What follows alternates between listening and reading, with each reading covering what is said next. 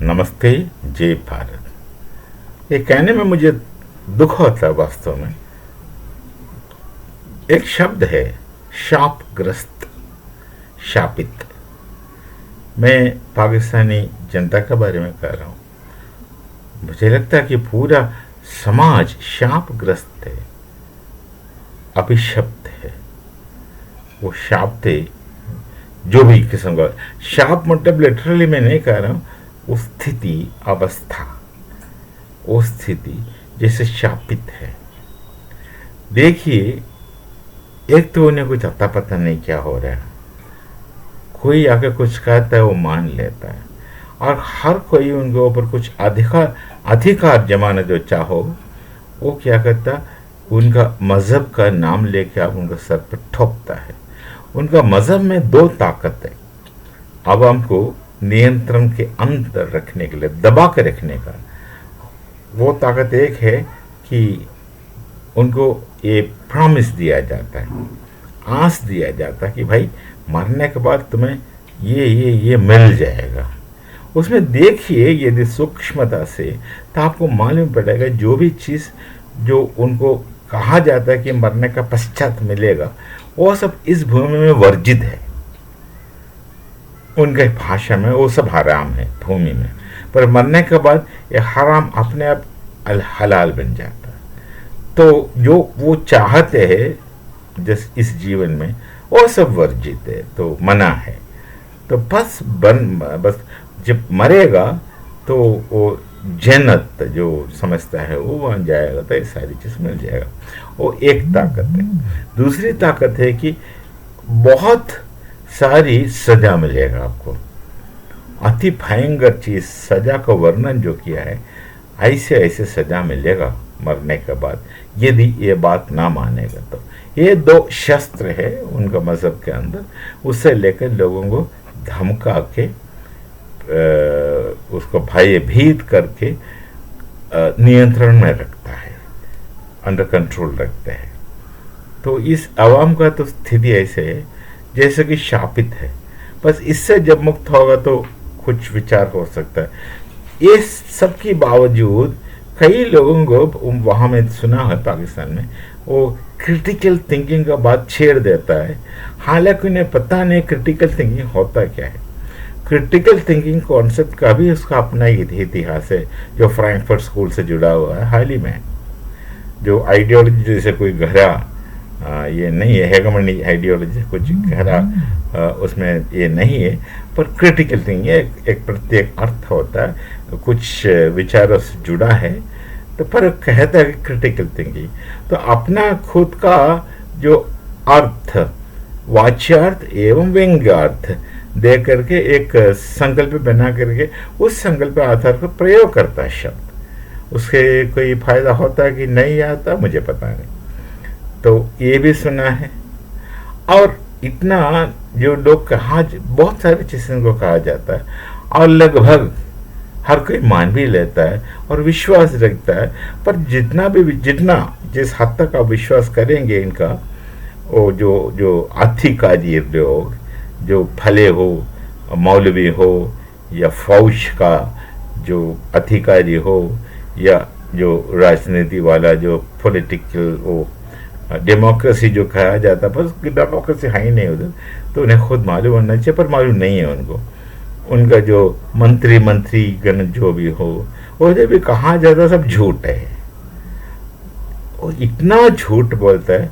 अरे झूठ का तो इतना बेबुनियाद झूठ भी मत बोला कर, कोई बुनियाद नहीं, बस हवा में तो झूठ बोले जाता है। अरे झूठ को लोग सच समझ के मान भी लेता है।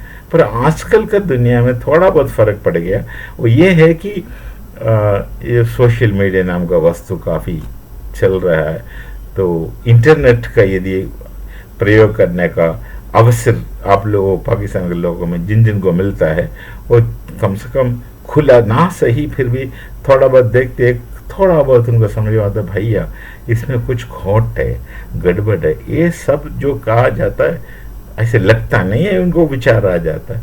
उस विचार से थोड़ा बहुत समझदारी आ जाता है। भले आप एक इंसान को कितना भी तमस्कृत करके कितना भी उनके दिमाग में भूसा भरा करके, कितना भी आपका इच्छानुवर्ती बना करके कुछ भी करे, थोड़ा बहुत उनमें अक्ल का अंश बिच रहता है, तो उसी से थोड़ा बहुत रोशनी उनको दिखाई देता है।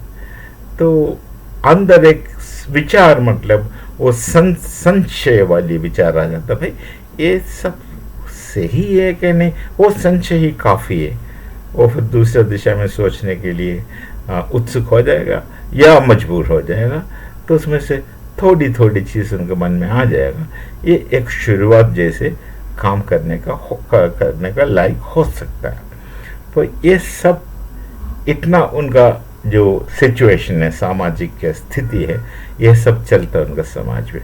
और देखिए, वो तो हुआ सोच विचार और संस्कृति का दिशा में जो काम हो रहा है। बट वो ग्राउंड लेवल पर तो बुनियादी तौर पर देखिए, उनका सुविधाएं इतना साल से उनका जो देश जो भी उनको ऊपर शासन किया इतना साल, वो भारत जब स्वतंत्र हुआ, ये पाकिस्तान भारत से अलग हुआ। ये कहना गलत है कि पाकिस्तान स्वतंत्र प्राप्त हुआ, स्वतंत्र तो नहीं हुआ, वो भारत से अलग हुआ। किस लिए? ऐसे ये बेबुनियाद चीज को सामने लेकर के बोलता हम मजहब है। गलत समझा मजहब को, मजहब का उद्देश्य कुछ और होता है, पर वो समझते हैं ऐसा क्या किया जाए। अलग हुआ, अलग होके उन्होंने क्या बताया उस जमाने में, पता होना चाहिए सबको, हंस कर ले लिया पाकिस्तान, ठीक है, वहां तो ठीक है, हंस कर ले लिया पाकिस्तान। पर उसका साथ साथ उस जमाने में पाकिस्तान ये भी कहा अब लड़ कर लेंगे हिंदुस्तान। क्यों? एक तो अलग होना विचार रखा, अलग हो गया, खुद का एक देश बनाने के लिए इच्छुक थे, और जो भी उस समय जो गया अपना स्वेच्छा से गया वहां, तो वो तो ले लिया, हंस कर ले लिया, बस ठीक है, राम राम। पर उसके बाद अब ये क्यों कहते हैं अब लड़ के ले लेंगे हिंदुस्तान? क्या इतना ताकत अब उस समय से ही बेवकूफ है क्या? इतना ताकत रखता हम ये करेंगे वो करेंगे। बातें करना कुछ और काम करना कुछ और, ये दोनों का अंदर इनका समझ में अब तक नहीं आया, और इसी स्थिति आगे चलेगा तो कभी आएगा भी नहीं। ये स्थिति है पाकिस्तान का।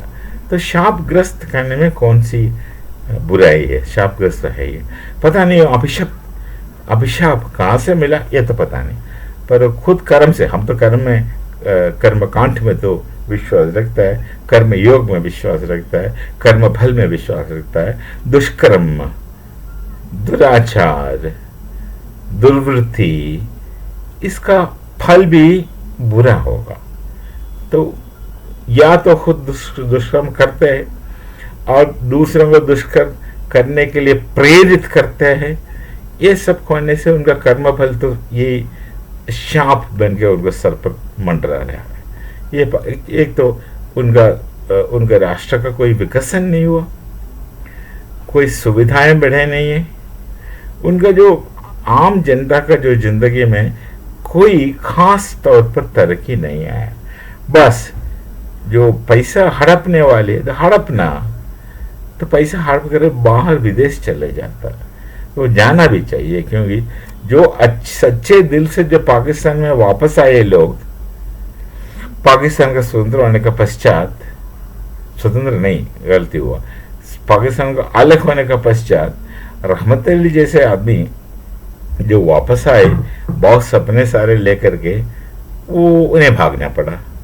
और जो इतिहासकार है के अजीज जो पाकिस्तान में, उन्होंने वो किताब लिखा द आइडिया ऑफ पाकिस्तान, उन्हें पाकिस्तान में रहने नहीं दिया, वो जो वापस उन्हें भागना पड़ा यूरोप, मतलब लंदन। रहमत अली भी लंदन में जाके वो अपना पैसा वैसा सब लंदन से छोड़ के पाकिस्तान आए थे 48 में रहने के लिए। वहाँ जो पैसा वहाँ से लाया उससे कुछ सब यहाँ खरीदारी वगैरह किया, वो उनका जितना संपत्ति जब्त करके उन्हें खाली हाथ वापस भेजा था। वो गरीबी में रहे, वहाँ गरीबी में मरे। तो रहमत अली क्या है, पाकिस्तान के इतिहासकार को पता होना चाहिए कौन है। और आजीज भाई जो इतिहास को जो किताब लिखा वो वहाँ रहने उनको नहीं दिया शायद, मतलब मुश्किल था रहने के लिए, वो फिर वापस चले गया। पता नहीं उनको अभी मौत हो गया होगा, मुझे उतना पता नहीं। तो जो भी पाकिस्तान का तरक्की की तरफ सोचते थे उन सबको वहाँ से निकाल दिया, भगा दिया। वो पूरा भ्रष्टाचार वाले वहाँ कब्जा जम करके अब एक ही काम करता है, दूसरों को जितना भी दुख पहुंचाएगा, दूसरों को जितना भी तंग कर सके उतना करते हैं, दुराचार करता है, दुश्चिंत रखता है, ये सब करके पैसा कमाता है।